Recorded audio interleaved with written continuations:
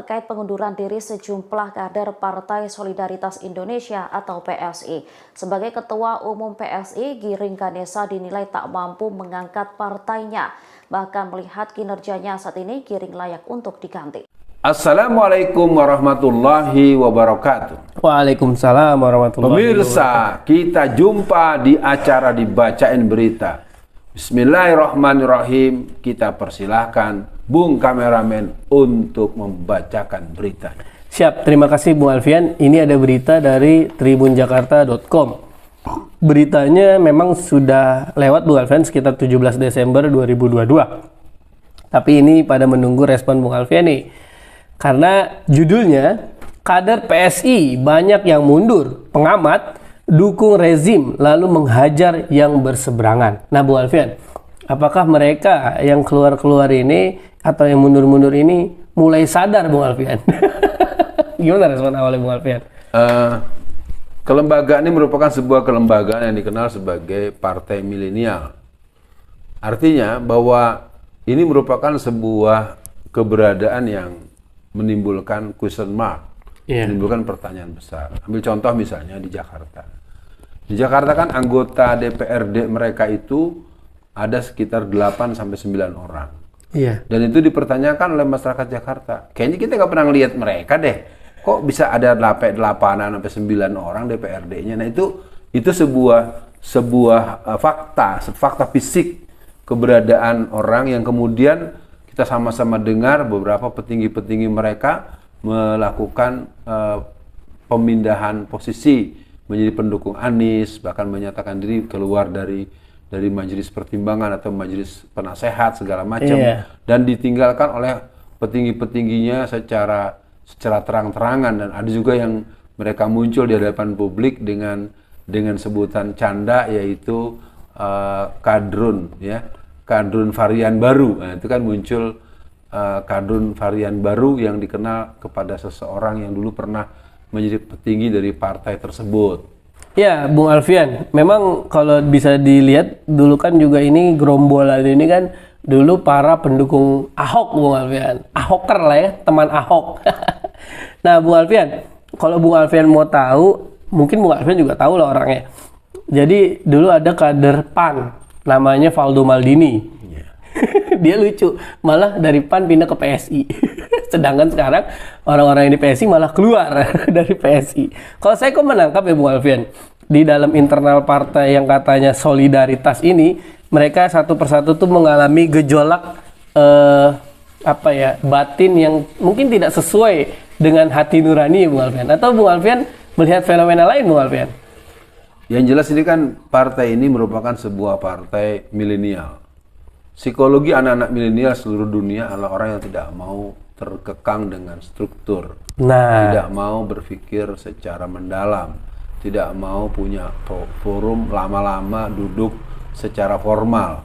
Sebenarnya ini kan fakta partai yang muncul bukan alami, dia tidak alami, dia merupakan sebuah kesungguhan atau kemauan dari pihak-pihak tertentu yang ingin melihat bahwa ada hal yang bisa diambil keuntungan dengan adanya jembatan kekuasaan. Dan saya pikir itu pengetahuan kita bahwa keberadaan mereka hari ini itu adalah fakta yang dihadapi oleh mereka sendiri, dan kemunduran orang-orang itu keluar satu persatu, ya tentu mereka masing-masing punya alasan yang sangat subjektif. Ya, saya teringat tuh yang Bu Alfian sampaikan tadi bahwa mereka dengan tegas ingin melarang poligami. Ini kan kurang ajar Bu Alfian. Bagaimanapun kita mau melakukan atau belum mau melakukan poligami, itu kan syariat dari Allah, ada aturannya dari Allah. Kita tidak boleh manusia, apalagi di orang kafir yang ngomong, saya ingat Bu Alfian. Nah, dia malah mau melarang, ini kan konyol. Rela tidak kalau ibu kita diduakan? Jika kelak lolos di parlemen, langkah yang akan kita lakukan adalah pertama, memperjuangkan diberlakukannya larangan poligami. Nah, Bung Alfian,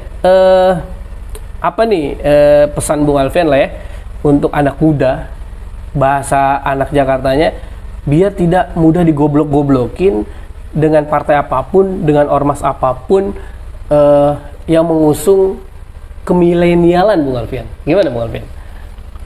Itu permintaan yang bagus ya. Milenial Muslim segera bangunlah dari tidur lelap yang panjang. Betul. Mulailah ikut berpikir bersama tentang nasib agama dan negara kita. Salah satu jalur yang harus kita tekuni adalah politik. Mari jadikan milenial yang politikus.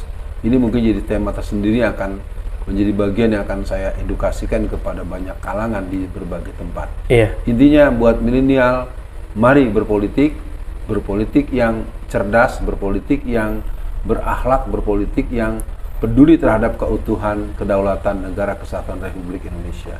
Jadi intinya buat milenial, kita akan berjuang di jalan Islam, kita berjuang untuk partisipasi politik dan untuk keutuhan NKRI, dan tetap menjadi pemuda-pemudi yang soleh dan solehat untuk peran-peran kita di depan dan peran-peran kita hari ini.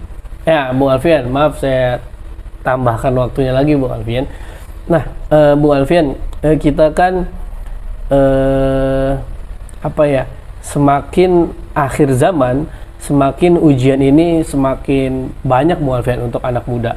Karena apalagi nih, contoh nih misalnya Bung Alfian, sekarang mau masuk pesantren itu ujian orang tua itu semakin berat, Bung Alfian, karena anak-anak sekarang dengan gadget udah kayak magnet kan, mata dengan handphonenya. Nah, mungkin terlepas dari itu, artinya anak-anak milenial atau pemuda-pemudi di Indonesia ini kan bisa disebut sebagai pemilih pemula atau pemilih muda gitu, Bung Alfian. Nah, menurut Bung Alfian, apa sih syaratnya bagi partai-partai agar anak muda ini tertarik, Bung Alfian, dengan politik? Karena tidak bisa dipungkiri dengan banyaknya partai ya, antara yang partai Islam, partai yang banteng gitu-gitu, mereka jadi beranggapan karena mereka berbuat buruk ya, karena akhirnya mereka beranggapan partai itu cuman isinya orang begini, orang jahat begini. Nah, tapi mereka tidak mengetahui filosofinya ya. Mungkin untuk akhir sesi kali ini, Bung Alfian, pesanlah untuk anak muda supaya tidak anti politik dan harus melek politik, Bung Alfian. Ya, yang jelas buat para milenial, wabil khusus generasi muda Islam, saya menghimbau bahwa pemahaman kita tentang sejarah perjuangan umat Islam secara umum, sejarah perjuangan politik umat Islam, dan kemudian juga pada peran-peran politik yang bisa kita tampilkan. Karena berpolitik itu merupakan satu hal yang sangat membutuhkan generasi pelanjut. Iya. Dan saya nyatakan dengan tegas bahwa para milenial, mari kita belajar politik, mari kita urus negara kita dengan semangat agama kita, mari kita bela agama kita dengan jalur politik. Karena kekuasaan politik akan memberikan banyak kemudahan, perlindungan, pengamanan, dan hal-hal yang membuat kita bisa melihat bahwa Islam tegak dengan adanya kekuasaan yang membersamainya. Betul. Apakah kita dekat dengan penguasa dalam artian simbiosis mutualisme, atau kita langsung jadi penguasa, yang tentu kita punya kewajiban untuk bersikap adil terhadap umat Islam dan umat di luar Islam. Sekian dibacain berita pada kesempatan kali ini. Assalamualaikum warahmatullahi wabarakatuh. Waalaikumsalam warahmatullahi wabarakatuh.